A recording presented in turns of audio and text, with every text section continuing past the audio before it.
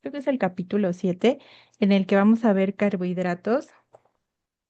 Y pues bueno, todos hemos escuchado hablar de los carbohidratos en algún momento de nuestra vida, porque son los más conocidos como azúcares y que se encuentran pues en panes, en frutas, en la miel, en el azúcar que consumimos en nuestro café. Entonces, es una molécula muy interesante, ya que, le voy a hacer más chiquito esto, ya que los carbohidratos constituyen la mayor parte de la materia orgánica de la Tierra. Déjenme, le pongo el puntero.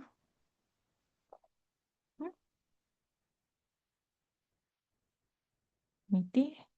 Y las funciones que tienen, que vamos a estar viendo conforme pase la clase, es almacenan energía, lo pueden almacenar como almidón en las plantas y en los animales se almacena como glucógeno. También funciona como combustible energético, es la principal fuente de energía. Para intermediarios metabólicos es muy importante en las vías metabólicas, lo van a ver más adelante cuando lleven bioquímica 2 y son componentes estructurales que pueden participar como en la celulosa en las plantas, la quitina en los hongos eh, o en los exoesqueletos de los escarabajos. Forman glucoconjugados, o sea, estos carbohidratos también se pueden unir a un grupo que ya hemos estado viendo que es muy importante, las proteínas, y pueden formar glucoproteínas, también se pueden unir a lo que vamos a ver en la siguiente semana, que son los lípidos, que va a formar glucolípidos, proteoglucanos, o sea, se pueden eh, juntar o con otros tipos de moléculas. Y también son parte de las moléculas como el ATP, de los ácidos nucleicos, eh, el RNA, el DNA, de coenzimas, entre otras. Y estos constituyen solo el 0,3% del organismo, en comparación con el 70% de agua, que estamos hechos de agua casi, el 16% de proteínas y el 9% de lípidos. Nuestra composición solo tiene un 0,3% de carbohidratos, pero aún así son muy importantes, aunque tienen un pequeño y mínimo porcentaje eh, para formar a nosotros como organismos. eh, Cada 24 horas los carbohidratos se ingieren 4,75 veces más que las proteínas y 4,22 veces más que los lípidos, ¿no? O sea, lo que ingerimos en un día son casi 380 gramos de carbohidratos en comparación con las proteínas que son 80 gramos, en comparación de los lípidos que son 90 gramos. Y su oxidación es la principal fuente de energía en organismos no fotosintéticos, o sea, cosas que no hagan fotosíntesis. Nosotros necesitamos los carbohidratos para que se oxiden y generen energía. La energía, pues la molécula de la energía para nosotros es el ATP, ¿no? Para la producción de 1520 kilocalorías, esta cifra es equivalente al 57,3% de las calorías producidas por la combustión de carbohidratos, lípidos y proteínas en conjunto. También es para un alto recambio y metabolismo esta gran cantidad de ingerida de carbohidratos, pero pequeña, es una pequeña proporción eh, de peso corporal, que es solo el 0,3% en nosotros. Entonces, vamos a ver cuál es la estructura y función de los carbohidratos más específicamente. Los carbohidratos son moléculas orgánicas cuyo carbono se une a hidrógeno y oxígeno, que sería el H2O, y tienen una fórmula química que es esta, o sea, N es el número que podría tener de carbonos, y por H2O, que igual sería el número de hidrógenos y oxígenos que tiene unidos. Pueden ser polihidroxialdehídos, o mejor dicho, aldehídos o cetonas. Entonces, vamos a ver que pueden ser aldehídos o cetonas. Em, la oxidación de los carbohidratos es la vía central de obtención de energía. Los monosacáridos, disacáridos, oligosacáridos y polisacáridos se van a unir por enlaces glucosídicos. Un monosacárido va a ser la unidad básica de los carbohidratos, en este caso sería un monosacárido.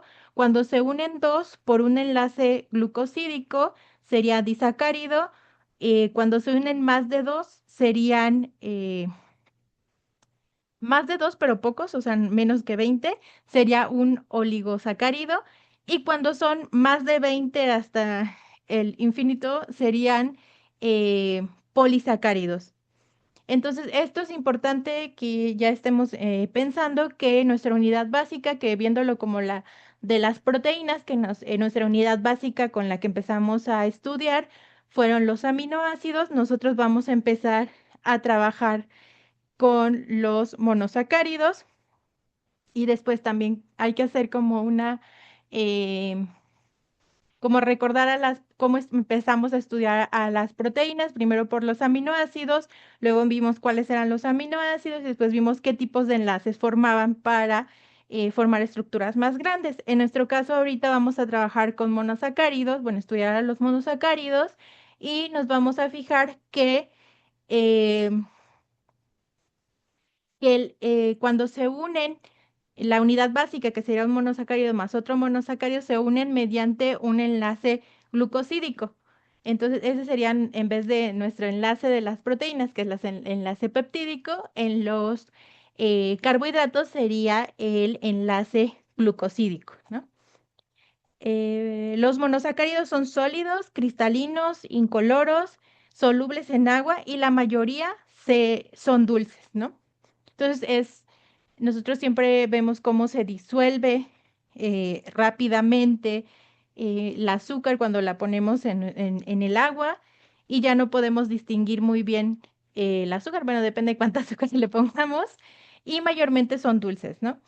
Y sus nombres de los monosacáridos, perdón, el número de átomos de carbono de cada monosacárido va a definir su nombre. Entonces, si tiene 3 carbonos, ese monosacárido va a ser llamado triosa. Si tiene 4, se va a llamar treosa. Si tiene 5, se va a llamar pentosa. Si tiene 6, se va a llamar hexosa. Y si tiene 7, se va a llamar heptosas. Entonces, dependiendo de cuántos carbonos tenga el monosacárido, va a ser la forma en que se defina su nombre. El monosacárido les digo que es la unidad básica y esta unidad básica pues puede tener de distintos números de carbonos. Ay, ya me iba para acá. Bueno, las funciones principales que habíamos visto también en la anterior diapositiva es que son una fuente de energía, también pueden funcionar como almacenamiento de energía para los humanos como en la forma de glucógeno y tienen una función estructural en células como de las plantas, pueden participar en esta función estructural de la quitina en los hongos y de los artrópodos. También participan en reconocimiento celular y señalización, forman parte de los glucoconjugados, que son glucoproteínas o glucolípidos que van a estar en nuestra membrana.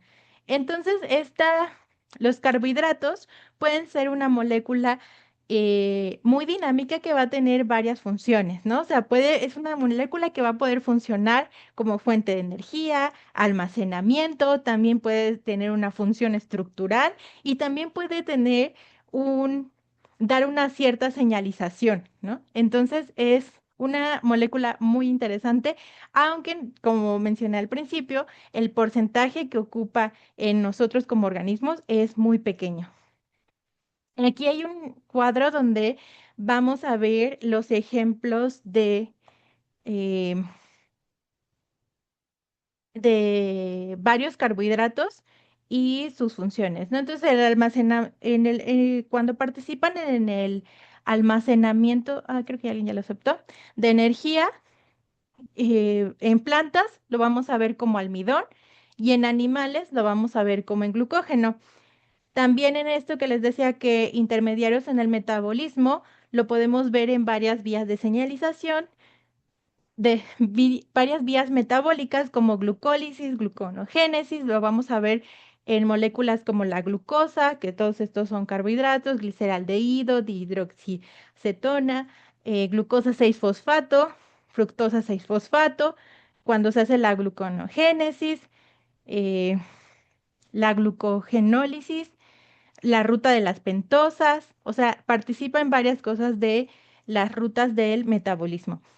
En los elementos estructurales, pues en las plantas van a estar en la celulosa, en los invertebrados y hongos van a estar en la quitina, que les digo que está en los caparazones de los escarabajos, en las bacterias en la mureína y también va a participar en la formación de glucoconjugados porque les digo que se puede unir a proteínas, a lípidos y cuando se une pues a proteínas puede tener ciertas funciones junto con las proteínas y van a poder ser secretadas, van a poder estar en la membrana, van a poder tener funciones hormonales, estructurales, entre otras, ¿no? Y aquí hay algunos ejemplos que es como la mucina, inmunoglobulinas, antígenos del sistema sanguíneo ABO, que los vamos a ver eh, la próxima clase. Los, cuando se une a lípidos, pues son glucolípidos, que serían los gangliósidos, los cerebrósidos, los sulfátidos, que también los vamos a ver en la parte cuando veamos lípidos la siguiente semana. Y también están los eh, proteoglucanos, que es la proteína central unida a los glucosaminoglucanos. Eh, hay una clasificación de los monosacáridos dependiendo de cuántos carbonos tenga eh, estos monosacáridos. Ya les había dicho, si tiene 3 carbonos, va a ser las triosas. Aquí están los ejemplos de triosas, aldosas o cetosas, los que tienen 4 carbonos. Los ejemplos serían gliceraldehído, dihidroxiacetona. Y pues bueno, aquí están los ejemplos de pentosas, hexosas y heptosas. Eh, Hay ciertos monosacáridos eh, derivados que también los vamos a ver poco a poco, pero por ejemplo están los ésteres y estos pues pueden, los monosacáridos derivados es que sufren una modificación. Puede ser que se les agregue un fosfato, que se les agregue un alcohol, un ácido o un aminoácido. Entonces estos grupos los vamos a ver más adelante.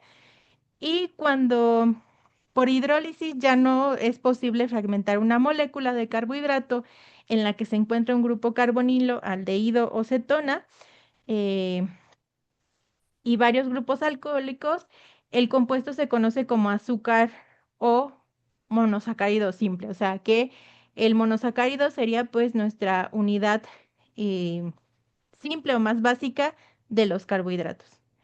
Y bueno, ya cuando se van uniendo, que también lo vamos a ver en la próxima clase, vamos a poder, se van uniendo varios monosacáridos y vamos a tener oligosacáridos, que pueden ser disacáridos cuando son dos que ya se unieron, o trisacáridos cuando serían tres.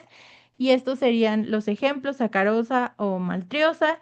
Polímeros cuando es algo ya muy enorme, que serían homopolisacáridos como el almidón, el glucógeno, la celulosa, eh, heteropolisacáridos, son estructuras que van a tener varios tipos de sacáridos y pueden ser las glucosaminoglucanos, proteoglucanos, que también los vamos a ver la siguiente clase. Entonces vamos a empezar con los monosacáridos, que sería pues la unidad eh, básica, y los monosacáridos poseen carbonos que se les llama asimétricos o carbonos quirales, lo que les va a permitir presentar diferentes configuraciones espaciales. Entonces, estos que están marcados con eh, el asterisco sería el carbón asimétrico. Y un carbón asimétrico es el que tiene el que está marcado con asterisco y que tiene sus 4 valencias saturadas por distintos átomos o radicales y estos son diferentes, ¿no? O sea, esto sería un carbono quiral, porque todos sus grupos a los que está unido es diferente. Y aquí podemos ver al gliceraldehído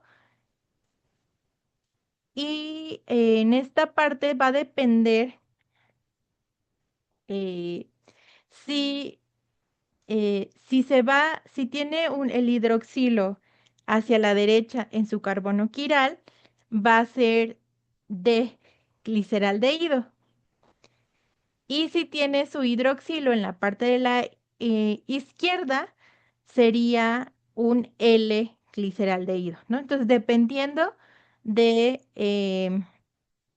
tomando el carbono quiral, hacia qué lado se está eh, escribiendo el hidroxilo o se está yendo el hidroxilo, va a ser si es D o L. Y estos serían isómeros ópticos llamados enantiómeros. Y la mayoría de las exosas biológicamente importantes, o sea, la mayoría, casi todos de los carbohidratos, em, están en configuración D. ¿Por qué? Esto evolutivamente todavía, o sea, se decidió en algún momento y ya son las que utilizan las enzimas, las proteínas. Entonces, esto de decir que tiene una conformación de, obviamente hace que cuando nosotros vimos la parte de enzimas, pues que todo esto es muy específico, ¿no? Entonces, que el hidroxilo se encuentre a la derecha o a la izquierda, su rotación está a la derecha o a la izquierda, va a ser eh, para la señalización o la enzima algo totalmente diferente, ¿no? O sea, entonces, lo que más se utiliza biológicamente es la forma D. Entonces, eso es importante que lo recuerden. Y, por ejemplo, aquí tenemos el ejemplo del gliceraldehído y en este caso vemos a la dihidroxiacetona. Esta, como no tiene un carbono asimétrico, pues no va a presentar esta, estos enantiómeros y entonces no va a tener estas formas de huele, ¿no? Esto nada más pasa en los aldehídos, en los gliceraldehídos. Entonces, bueno, esta es la fórmula desarrollada más simple de la glucosa que nosotros nos ponemos a escribir pues en forma recta la, la fórmula de la glucosa y podemos primero enumerar los carbonos, ¿no? O sea, empezando desde el aldehído, luego seguiría pues el del carbono quiral y después seguimos con los alcoholes secundarios y entonces esta sería la forma en que se van enumerando los carbonos, ¿no? Pero mayormente lo que pasa es que cuando está en una solución acuosa, no tenemos al carbohidrato de esta forma. Lo que pasa es que se genera un anillo. Y esto también lo vamos a ver más adelante, cómo se genera este anillo eh, de la glucosa. Pero para fines de estudiarlo y justo entender esta parte de OL, se escriben de esta forma. Entonces aquí está un ejemplo de los monosacáridos representativos de si tienen 3 carbonos, 6, 5. Entonces aquí podemos ver a los que tienen 3 carbonos, que serían las triosas, que podemos ver a los de gliceraldehídos. Les digo, estos son los representativos que tienen una función biológica y por eso no vamos a ver los L, ¿no? Sí, sí hay una estructura L que podría ser contraria, pero no lo vamos a ver porque nos vamos a centrar en los D, ¿no?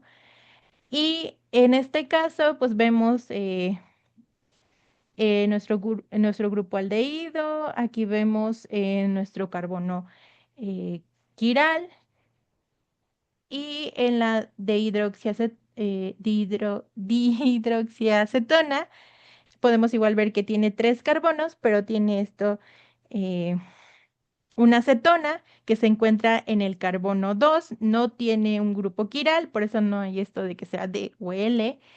Y pues bueno, aquí vemos a las hexosas que van a tener 6 carbonos.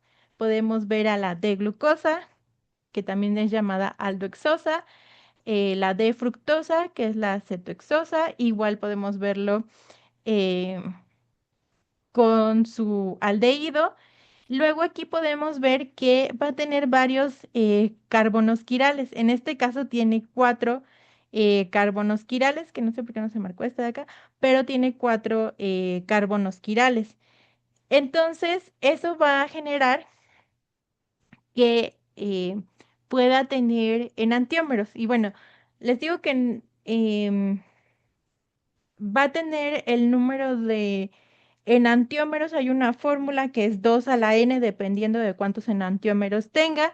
Entonces, en este caso era que eran 4, entonces creo que era 2 a la 4, eran 16, pero de estos 16 enantiómeros, 8 iban a ser D y otros 8 iban a ser L, ¿no? Entonces podemos calcular cuántos enantiómeros van a tener, pero los que nos van a importar son los de importancia biológica, ¿no? Para nuestro organismo, que serían los de que son D. Aquí podemos ver otro ejemplo de las eh, pentosas, que bueno, lo hemos visto en las ribosas y las desoxirribosas, las que participan en el RNA y en el DNA. Aquí podemos ver que tiene 3 carbonos quirales y este tiene 2 carbonos quirales. Entonces, bueno, esta es como el ejemplo de los monosacáridos representativos. Y bueno, las cetosas tienen un grupo carbonilo en un carbono interno, generalmente en el carbono 2. Las aldosas tienen un grupo aldehído en el carbono terminal, generalmente en, en el 1. Y pues bueno, aquí podemos ver igual a las triosas y a las treosas, a las pentosas y a las hexosas, y se están marcando sus centros quirales. Y vamos a ver esto más a detalle de los estereoisómeros. Los estereoisómeros tienen la misma forma molecular y el mismo orden de enlaces, pero difieren en la disposición espacial de sus grupos. Entonces vamos a tener enantiómeros o diastereoisómeros. Los enantiómeros son imágenes especulares, no superponibles, difieren todos los centros quirales, ¿no? Entonces, en este caso estamos viendo la estructura más simple, perdón, el D-gliceraldehído, y si nosotros lo ponemos, digamos, como en un espejo, pues podríamos ver que tiene una imagen especular que sería el L-gliceraldehído, o sea que el OH lo tenemos a la izquierda, ¿no? Y este lo tenemos a la derecha, entonces este sería D y este sería el L-gliceraldehído. Entonces es como imaginar las manos. em, yo tengo confusión con esto porque tengo dislexia. Entonces, pero bueno, imaginen que ustedes sí saben cuál es su derecha y cuál es su izquierda. Entonces, si la superponen, pues van a ver que no coinciden en ninguna, ¿no? O sea, al superponerlas encima, pues nuestras manos no coinciden. Eso sería pues que son enantiómeros. Y los diasterómeros no son imágenes especulares, o sea, sí van a coincidir en algunos y van a diferir en uno o en algunos centros quirales, ¿no? Entonces aquí podemos ver que va a haber diferencias en, bueno, en más de uno de sus centros quirales, ¿no? Aquí podemos ver esto. La diferencia es que los enantiómeros sí van a ser imágenes especulares, recordando como las manos, no van a ser superponibles y no coinciden, ¿no? En ninguno de sus grupos cuando los sobreponemos. Y los diastereómeros no van a ser imágenes especulares y difieren en uno o en algunos centros quirales. Entonces vamos a ver, además de eso, eh, dos formas representarlos, de representar estos isómeros en proyecciones de Fisher y fórmulas en perspectiva. Entonces aquí podemos ver el gliceraldehído, podemos ver su grupo aldehído, su grupo hidroxilo y demás, ¿no? Entonces podemos ver que tiene aquí su carbono quiral, el hidroxilo está a la derecha, entonces este sería el D-gliceraldehído. Si ponemos un espejo, pues sería lo contrario y veríamos que el hidroxilo queda en la derecha, que sería el L-gliceraldehído, y lo podemos representar eh, como una fórmula de Fisher, de esta forma que es la típica, es con líneas, y también podría ser en perspectiva, porque como esto es una representación tridimensional, pues podemos decir que estas moléculas están yendo al frente, ¿no? O sea, y lo podemos representar de esta forma. Había una técnica, sí, bueno, sí, con las manos, no me acuerdo eh, muy bien. Pero es que además si se los muestro, creo que no, no lo van a poder ver porque era como que pusieras tus manos de esta forma y entonces te imaginaras que aquí tenías al hidroxilo, al hidrógeno, el grupo aldehído y lo demás, y entonces podías ver que estos dos de aquí sobresalían, ¿no? O sea, como imaginártelo de una forma tridimensional, ¿no? Ahí había que usar mucha imaginación, pero no sé si me di a entender, pero sí es como imaginar que están estas dos uniones están viniendo hacia el frente, ¿no? Se están despegando de este plano, ¿no? De este plano donde están estos y estos están viniendo hacia enfrente. Y pues dependiendo si se va si este hidroxilo, dependiendo de su centro quiral, está a la derecha, pues va a ser D, y si está a la izquierda va a ser L, eso no cambia. Y, a ver,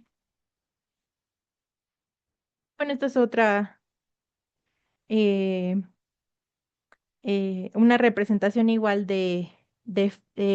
perdón, proyección de Fisher del D-gliceraldehído y del L-gliceraldehído y que nos está comparando de cómo lo veíamos también con los aminoácidos. Si se acuerdan, también veíamos si el grupo amino estaba a la derecha, en los aminoácidos era un de aminoácido y si estaba a la izquierda era un L-aminoácido, ¿no? Entonces, pues viéndolo como a nivel de subunidad básica, tanto de los carbohidratos y aminoácidos, pues esto se parece mucho, ¿no? O sea, de que se comportan como si se va hacia la derecha, pues es D, y si se va a la L es hacia la izquierda, ¿no?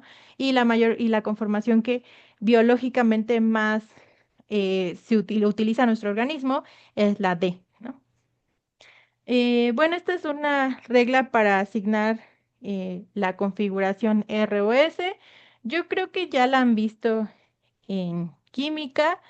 O sea, primero se colocó el grupo de menor prioridad, eh, que sería el D, que sería una línea hacia atrás, y luego se va a poner los otros grupos conforme gira el reloj, que es hacia la derecha, y esto va a ir que van a poder colocar el grupo de más prioridad hacia el de menor prioridad, ¿no? Pero primero identifican el que tiene menos prioridad. Y si el sentido es el de las agujas del reloj, la configuración va a ser R. porque va conforme las manecillas del reloj, y si no, también pueden tener la configuración S, solo que esta va a ir pues en contra de las manecillas del reloj. Bueno, estas son las reglas para asignar prioridades de un estereocentro.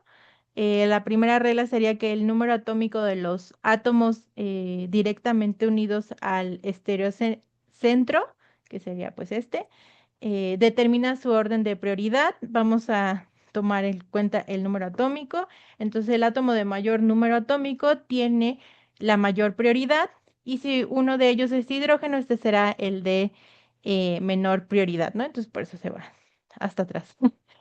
Eh, y pues bueno, esto sería pues cómo se ordena dependiendo de tomando algunos elementos, ¿no? De la tabla, y pues el que tenga mayor peso se va a ir primero, y después eh, el que tenga de una forma descendente, ¿no? La segunda regla, si hay dos átomos iguales unidos al estereocentro, se observa en la posición siguiente qué átomo tiene mayor número atómico. O sea, por ejemplo, en este caso, eh, sería ver cuál de estos tienen mayor número atómico. Y bueno, aquí podemos ver, bueno, que este grupo tenía un mayor número atómico. Y la tercera regla es que si alguno de los átomos unidos al estereocentro participa en un enlace doble o triple, eh, se supone que en aquel está unido por enlaces sencillos o un número respectivamente doble o triple de átomos. Entonces este va a tener prioridad, ¿no? Entonces este se va a enumerar como el número uno, independientemente si tiene eh, una menor número atómico, ¿no? Porque tiene tres triples enlaces. Y bueno, aquí podemos ver otro ejemplo de los estereoisómeros, que se van a dividir en enantiómeros y diastereoisómeros. Y nosotros ya vimos que los enantiómeros van a ser, que serían, por ejemplo, este ejemplo del 2 bromo 3 cloro butano, que vamos a ver que este es su enantiómero, ya que son imágenes especulares, y los diastereoisómeros serían imágenes que no son imágenes especulares uno del otro, y presentan diferencias en algunas, pero no en todas sus configuraciones espaciales. O sea, no difieren, eh, en algunas coinciden y en algunas difieren. Entonces vamos a ver el ejemplo de los de la D-glucosa, y vamos a ver algunos epímeros de la glucosa. Y por ejemplo, aquí tenemos a la glucosa en su proyección de Fisher, que es la más sencilla, y podemos ver a sus dos epímeros, que sería la D-manosa, que podemos ver que aquí en el carbono quiral, porque la D-glucosa tiene 4 carbonos quirales, y vamos a observar que en el segundo carbono quiral eh, va a diferir que este hidroxilo se encuentra de este lado, y si lo superponemos, pues van a ser epímeros. Y la D-glucosa es epímero de la galactosa, comparando aquí su carbono quiral, que se encuentra en el carbono 4. Vamos a ver que igual va a diferir en la dirección que tiene este hidroxilo, y entonces, eh, entonces estas sí van a ser epímeros. Si nosotros observamos estas dos, sí van a ser epímeros. Pero, por ejemplo, la D manosa con la D galactosa no van a ser epímeros, son estereoisómeros. Entonces, bueno, ese es el ejemplo de los epímeros de la D glucosa. para la D-glucosa va a ser un epímero de manosa y también de galactosa, pero entre de manosa y de galactosa van a ser estereoisómeros, porque no son figuras especulares, sino que coinciden en algunos y difieren en unos, ¿no? Como en el C2 y en el C4. Bueno, los monosacáridos tienen em, estructuras cíclicas, o sea, esta estructura que nosotros dibujamos pues sí está a nivel para estudiarlo, pero cuando están en una solución acuosa, van a formar esta estructura cíclica. Y entonces para entender cómo forman esta estructura cíclica, tenemos que ver sus grupos aldehído y sus grupos cetona. Entonces nosotros podemos ver cómo es que reacciona el grupo aldehído ante un alcohol. Cuando se presenta un alcohol, pues este va a formar un hemiacetal. Y cuando otra vez se vuelve a presentar un alcohol, perdón, se va a formar un acetal liberando agua. Y cuando es una acetona, pues se presenta el alcohol, va a atacar pues, a la cetona y se va a formar un hemiacetal. Y cuando otra vez vuelve a aparecer otro alcohol, se va a generar un cetal y se va a liberar agua, ¿no? Entonces, eh, el hemiacetal se forma por la adición de un alcohol y un aldehído. El acetal se va a formar por la adición de perdón, sí es cierto, son dos alcoholes a un aldehído con liberación de agua. Y en el hemiacetal se va a formar con la adición de un alcohol a una acetona. Y el cetal se va a formar por la adición de dos alcoholes a una acetona con liberación de agua. Entonces, el resultado de una reacción entre el carbonido del monosacárido y un grupo hidroxilo, pues va a dar hemiacetales, por dos alcoholes va a dar acetales y para las cetonas va a ser hemiacetal y cetal. Y pues bueno, esta sería la forma en que funciona para la glucosa. Em, Aquí podemos ver que está pues nuestra estructura básica de la de glucosa y entonces este grupo de aquí, este hidroxilo, va a atacar a este carbono y entonces se va a generar este anillo y se va a liberar agua. Entonces, al generarse este anillo, puede ser que el, este hidroxilo quede arriba o abajo y entonces vamos a poder tener una configuración alfa o beta. Y esta se va a llamar glucopiranosa. Entonces vamos a poder tener alfa de glucopiranosa o beta de glucopiranosa. Bueno, aquí hay igual una explicación un poquito más eh, colorida. Entonces, bueno, aquí podemos ver cómo es que el hidroxilo va a atacar. Ay, bueno, no le hagan mucho caso a esto, creo que no. Sí, sí es del carbono 5. Eh, pero aquí, sí, los 1, 2, 3, 4, 5 y 6. Aquí, quién sabe qué es esta cosita.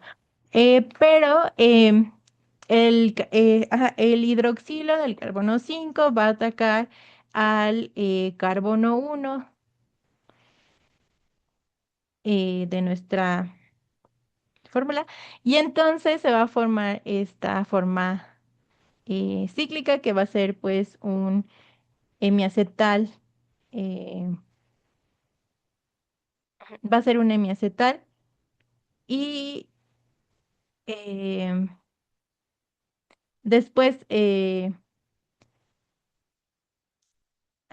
después se va a formar la glucopiranosa y esta puede quedar en posición alfa o beta si el hidroxilo queda en la parte eh, de abajo va a ser alfa y en la parte de arriba va a ser beta. Entonces, nosotros vamos a poder em, dibujar esta forma mediante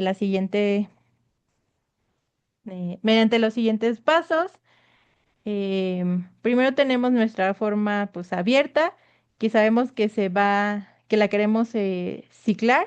Y entonces lo que vamos a hacer es enumerar los carbonos para saber pues en dónde van a quedar estos carbonos.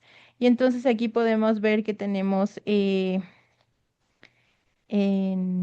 la forma cíclica, vamos a empezar por este carbono que va a ser este de aquí, el 1, 2, 2, 3, 4, 5 y 6 quedaría aquí arriba, ¿no? Y entonces dependiendo de esta formación de el anillo cíclico, va a depender si se va arriba o abajo el hidroxilo, este primer hidroxilo, y em, va a depender si es alfa o beta, ¿no? Y este es el ejemplo de la uranosa, que es un anillo de eh, 5 carbonos, o sea, se puede formar piranosas que van a ser anillos con 6 carbonos o anillos con 5. Igual aquí no le hagan caso a los números, los voy a editar porque no quedaron bien la enumeración. Y yo, "Ah, qué chafa".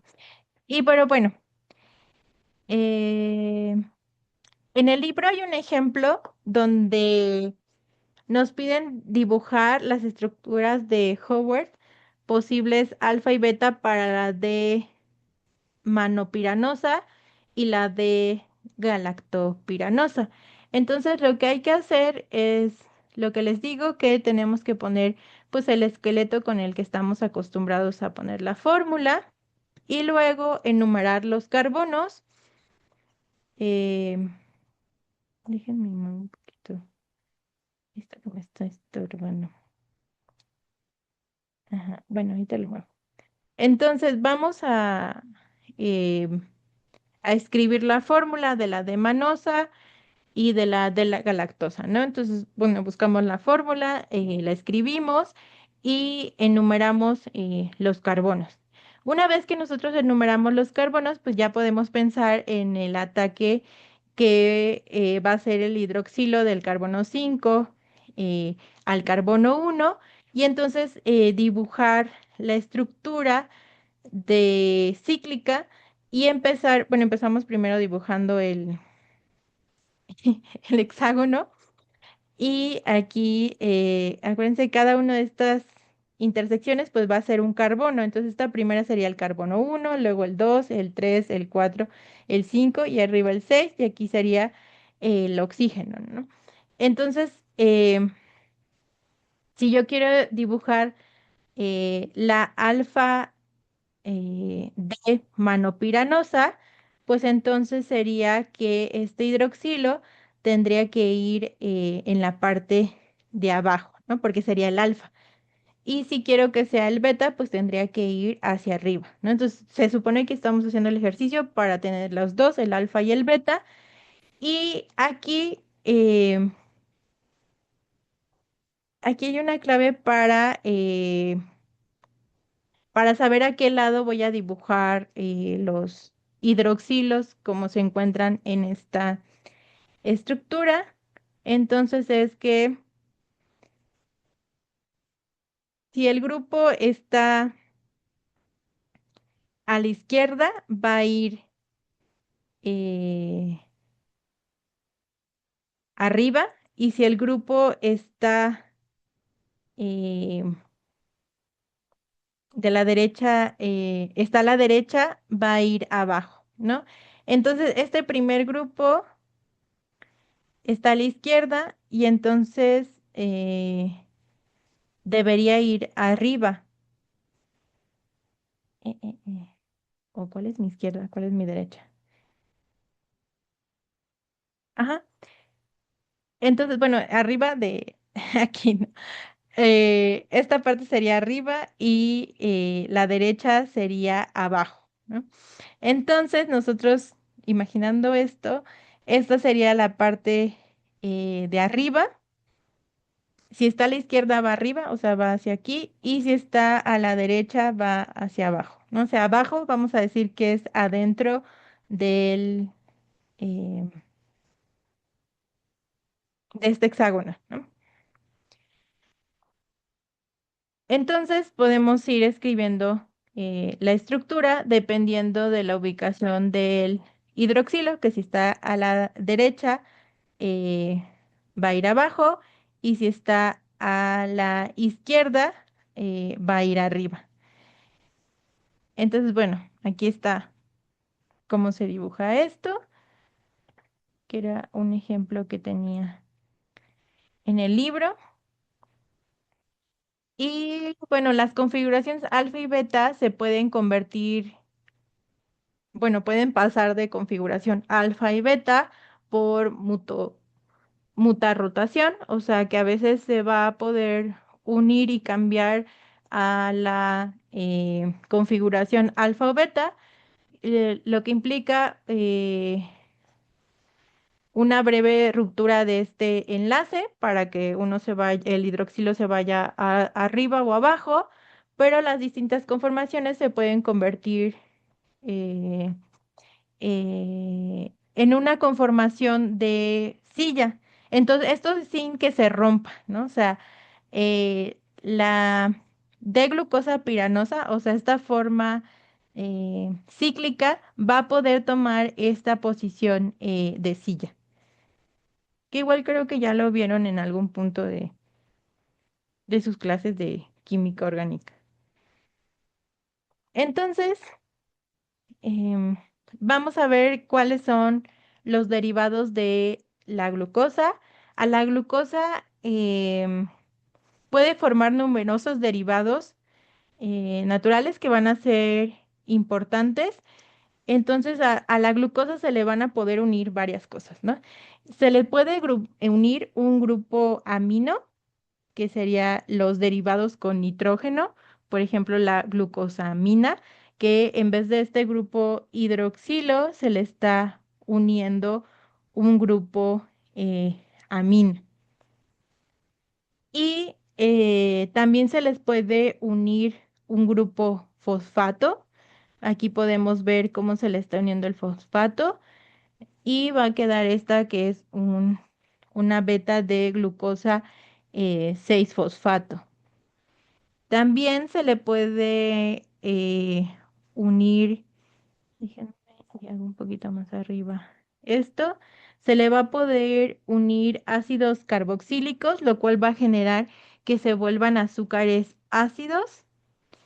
También vamos a poder esto que se le pueden generar, bueno, ya vimos este de que se le pueden unir eh, grupos aminos, también pueden perder eh, bueno, se les puede unir grupos metilo y pierden un hidroxilo, pero se les unió un metilo y son azúcares desoxi.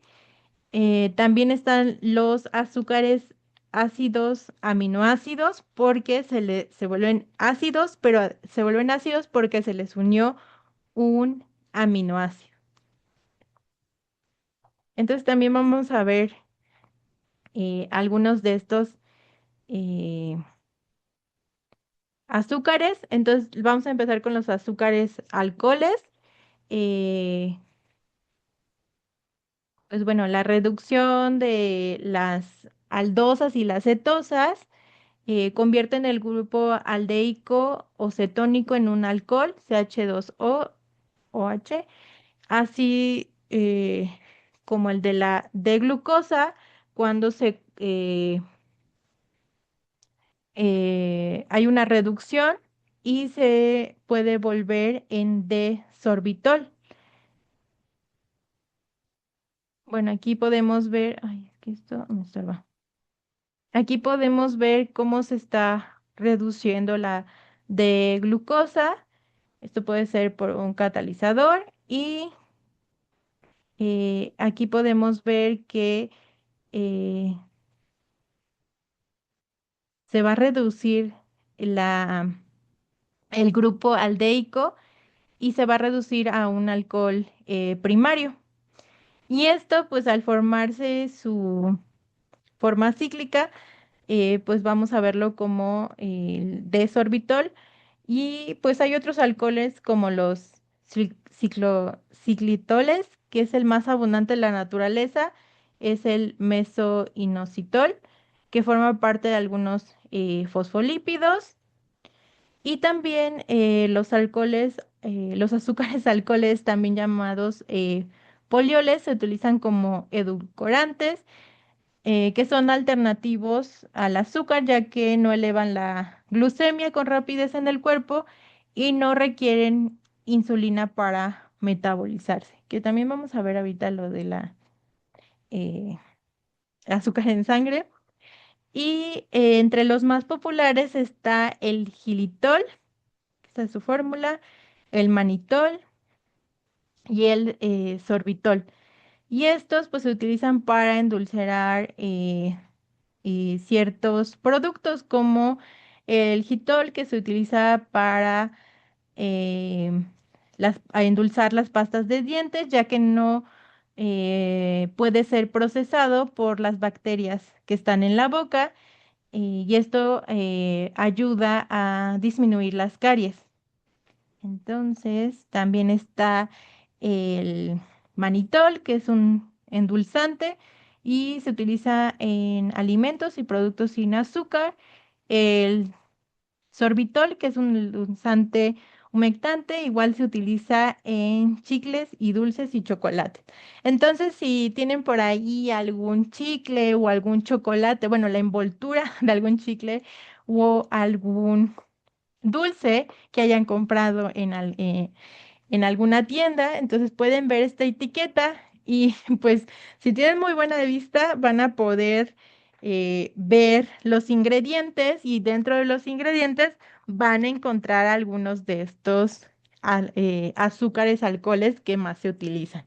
Entonces, tengan curiosidad del chicle que más les guste, vean en los ingredientes y vean cuál de estos se encuentra. Y el otro que vamos a ver son los azúcares ácidos.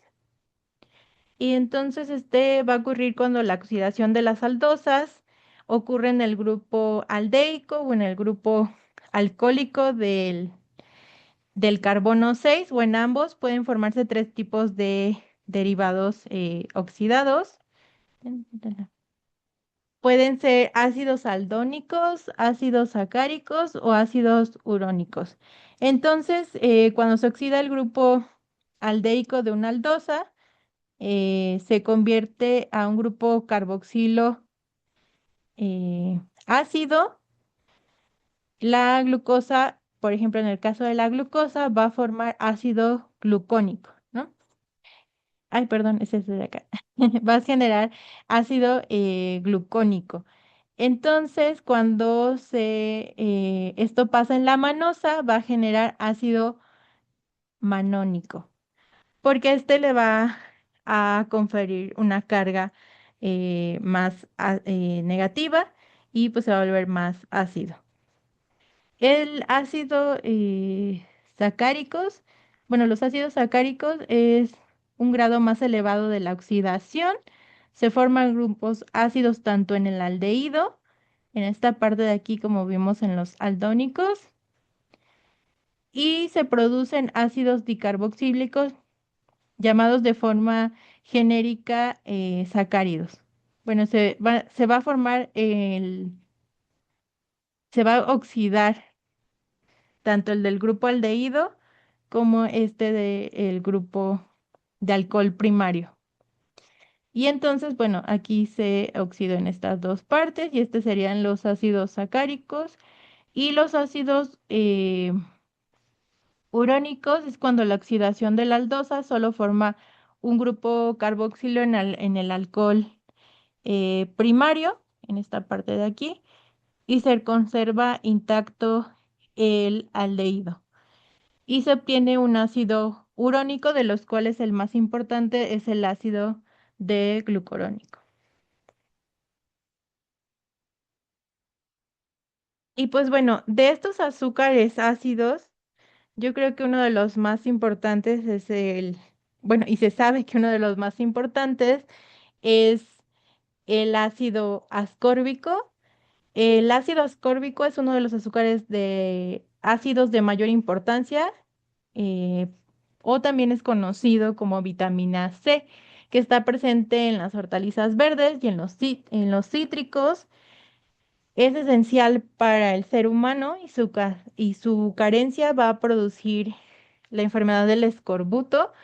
Y el escorbuto se caracteriza por fatiga, encías inflamadas, mala cicatrización y fragilidad capilar. Este ácido ascórbico, vamos a poner por aquí, es una lactona derivada de una hexosa, y posee un endiol responsable de su actividad antioxidante. Entonces, esta es la estructura del ácido ascórbico. Y aquí podemos ver estos dos grupos OH, que serían sus grupos enólicos, que están en rojo, y estos son los que le confieren a a este azúcar ácido que sea ácido, ajá, que se sienta ácido cuando nosotros consumimos vitamina C. Bueno, se oxida con facilidad y se convierte en ácido L de hidroascórbico. Y esto puede ser nuevamente reducido para que continúe actuando como un antioxidante, ¿no? Entonces, estos grupos hidroxilo van a poder perder electrones o ganar electrones, y entonces va a funcionar como un antioxidante. Entonces, pues bueno, sabemos que un antioxidante va a neutralizar radicales libres. em, También tiene una función principal como cofactor en la síntesis de colágeno, favorece la absorción del hierro, es importante, del hierro no hemo, y fortalece el sistema inmunológico. Entonces consuman mucha vitamina C. Pero al final, pues esto es un azúcar ácido. Vamos a ver entonces también los azúcares fosforilados. ¿Qué es un azúcar fosforilado? Bueno, se forman entre un grupo hidroxilo de un monosacárido y un ácido fosfórico, que es mediante enlace ester-fosfato. Entonces, al, al monosacárido, a un grupo hidroxilo se le puede unir un ácido fosfórico. Entonces aquí podemos ver lo que pasa en la glucosa. En la glucosa se le une en su carbono 6 un fosfato. Entonces aquí podemos ver que ahora este va a ser llamado glucosa 6-fosfato, dependiendo en dónde se esté uniendo este fosfato. Aquí en este caso pues vemos eh, a la galactosa 6-fosfato que se unió, perdón, galactosa 1,6-fosfato, que se unió pues el fosfato en en el carbono 1. Y aquí podemos ver a una fructosa donde tiene 1,6-bifosfato. Entonces se le está uniendo el fosfato en el carbono 1 y en el eh, carbono 6, ¿no? Entonces, acá. Y entonces, pues dependiendo de dónde se esté uniendo el ácido fosfórico.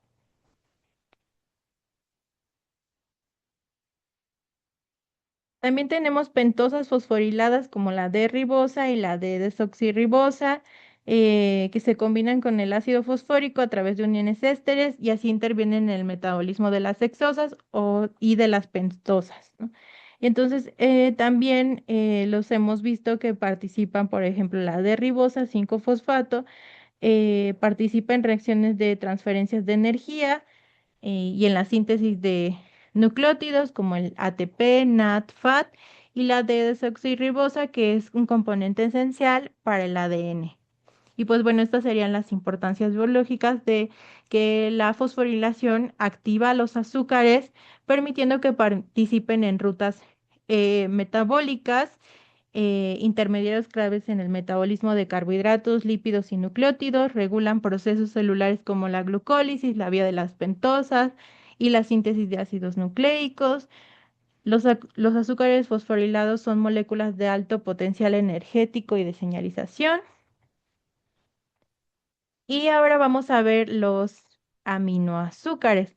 Entonces, los aminoazúcares, y ¿se acuerdan? Es cuando uno o varios grupos de hidróxido de azúcares se sustituyen por grupos amino y se forman los aminoazúcares. Entonces, déjenme algo más para acá esto. Entonces, aquí lo que vamos a tener es un azúcar que se le va a unir, va a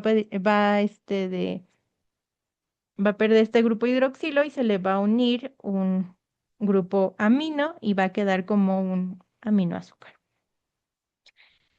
Entonces aquí podemos ver algunos ejemplos de eh, aminoazúcares que son como, por ejemplo, la glucosamina, que esta glucosa en este carbono 2 ya se le unió un amino en vez de un hidroxilo, fue sustituido por un grupo amino y forma parte de esta glucosamina forma parte de las glucoproteínas presentes en sustancias fundamentales como las del tejido conectivo. Su administración oral se prescribe a menudo para el tratamiento de la osteoartritis, ya que es un precursor de los glucosaminoglucanos de el cartílago. Luego está aquí la galactosamina. eh, Igual, el grupo hidroxilo del carbono 2 se sustituyó por un grupo amino acetilado y puede formar ciertas glucoproteínas con funciones hormonales, como las del folículo estimulante o el luteinizante. Em, También participa en las proteínas del cartílago. Bueno, este tiene distintas funciones. Ay, se me trabó. Pero bueno, hay aminoazúcares más complejos. Están los em, que están constituidos por una hexosa, un grupo amino, por lo común es acetilado, y un grupo de 3 carbonos unidos a la hexosa, que son N-acetil em, murámico y N-acetil neuromínico. Déjenme, les pongo eso. Entonces, aquí podemos ver el ácido N-acetilmurámico. em, Podemos ver que en su carbono 2 aminoacetilado hay un amino que está acetilado. En el carbono 3 está un ácido láctico unido al carbono 3. Es un componente esencial en los peptidoglucanos. Y aquí podemos ver el ácido N-acetil neuramínico. Es una hexosa modificada en el grupo ácido carboxilo. El grupo amino está acetilado en el carbono 5. eh, Ácido de 3 carbonos unidos al anillo. Y bueno, esto tiene distintas funciones. Eh, el N-acetilmurámico da estructura y rigidez a la pared bacteriana. Su ubicación principal es la pared celular bacteriana y es una diana de antibióticos esenciales para la supervivencia de la bacteria. Y el N-acetilneurámico, que es conocido como el ácido siálico, es, bueno, un aminoazúcar de 9 carbonos. Es, tiene una función de reconocimiento y comunicación celular y tiene una ubicación principal en la superficie celular, como en glicoproteínas y glicolípidos. Eh, la importancia es que es clave para el sistema inmune, adhesión microbiana y regulación celular. Y bueno, también hay otra forma de representar a los monosacáridos comunes o a algunos de sus derivados. Entonces tenemos los nombres de los monosacáridos que hemos estado utilizando como ejemplos, como la glucosa. El símbolo va a ser para la glucosa va a ser un círculo y de color azul, y la abreviatura va a ser GLC. Para la galactosa, pues va a ser un círculo amarillo y su abreviatura va a ser GAL. Para la fructosa es un triángulo rojo y la abreviatura va a ser FUC. Entonces aquí también estos son los monosacáridos más comunes, y aquí podemos ver los derivados eh, de eh, de los azúcares, y podemos ver algunos como las glucosamina y los símbolos que tendrían, ¿no? Este, por ejemplo, sería un cuadrado y pues tendría la mitad de el color amarillo o azul, la glucosamina, perdón, la galactosamina, porque pues viene de la galactosa, entonces tendría un color amarillo, pero como es una galactosamina, pues sería cuadrado y estaría dividido así. Entonces esta es una nomenclatura que también se utiliza para representar a los monosacáridos o algunos de sus derivados. Vamos a ver ya casi por último la prueba ay, esto de Feeling, que es una prueba química utilizada para detectar la presencia de azúcares reductores como la glucosa, fructosa, lactosa, maltosa, que poseen un grupo aldehído o cetona libre que se puede oxidar. Entonces, los monosacáridos pueden ser oxidados por agentes oxidantes leves como el ion cúprico. Entonces, el carbonilo se va a, eh, a oxidar y nos va a quedar, por ejemplo, en el caso del aldehído, nos va a quedar un ácido carboxílico porque se oxidó, y a la vez nos va a quedar óxido eh, cuproso que le va a dar un color que va a ser un precipitado rojo ladrillo a la reacción. Y entonces lo vamos a poder observar.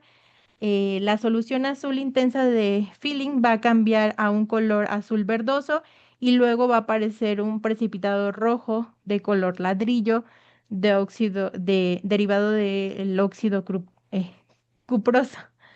¿Y qué va a indicar esto? Es que va a indicar la presencia eh, de azúcares reductores capaces de reducir em, los iones de el ion cúprico. Y si la prueba es negativa, la solución va a permanecer azul y no se forma el precipitado rojo, ¿no? Y entonces vamos a poder identificar los usos que se le dan es para la identificación de azúcares reductores en alimentos y muestras biológicas, análisis cualitativos en bioquímica y control de calidad industrial. Bueno, y aquí podemos ver una figura de cómo funciona la prueba de Feeling. Entonces aquí tenemos una solución de Feeling que va a estar de color eh, azul y va a tener el azúcar eh, reductor, y este va a poder hacer un cambio a azul verdoso que después va a precipitar a rojo ladrillo por el óxido cuproso, y entonces vamos a saber que la prueba fue eh, positiva, ¿no? Entonces, cuando está en color azul es la solución inicial, cuando está en color verdoso es que la reacción está en curso, y cuando está en color rojo es que ya está precipitado y sí hay azúcares reductores. Ay, ay. Bueno, y mayormente los azúcares reductores pues van a ser los que tengan un grupo hidroxilo o un grupo que pueda ser oxidado libre eh, y mayormente son monómeros como la glucosa o la fructosa, pero también pueden ser disacáridos que tengan un carbono anomérico libre, por ejemplo el de la lactosa o el de la maltosa. Entonces aquí podemos ver estos disacáridos que sí tienen un grupo hidroxilo libre, que sí va a poder ser oxidado por el ion del cobre. Y aquí, por ejemplo, podemos ver a dos disacáridos que, por ejemplo, no tienen un hidroxilo libre y no van a poder ser oxidados, ¿no?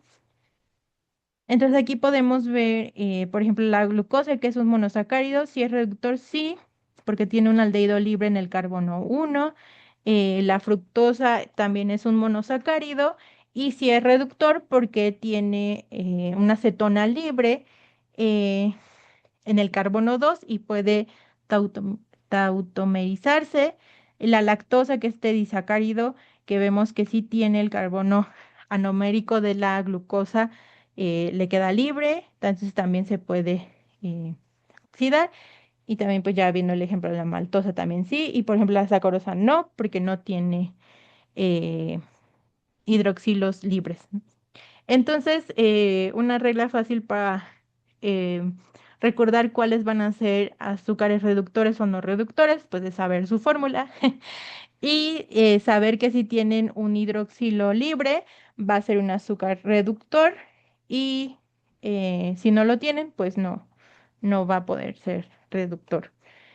Y pues bueno, esto también se tomó como para empezar a diseñar o hacer las pruebas de eh, los glucómetros que tenemos en casa.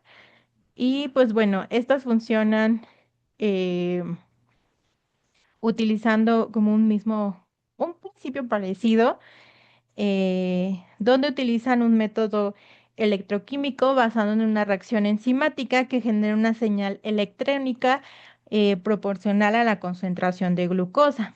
El principio es que las mayorías de las tiras em,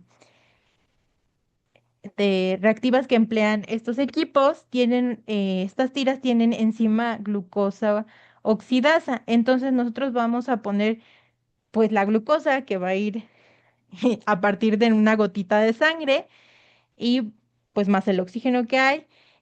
Y la glucosa oxidasa lo va a convertir en ácido glucónico y en peróxido de hidrógeno.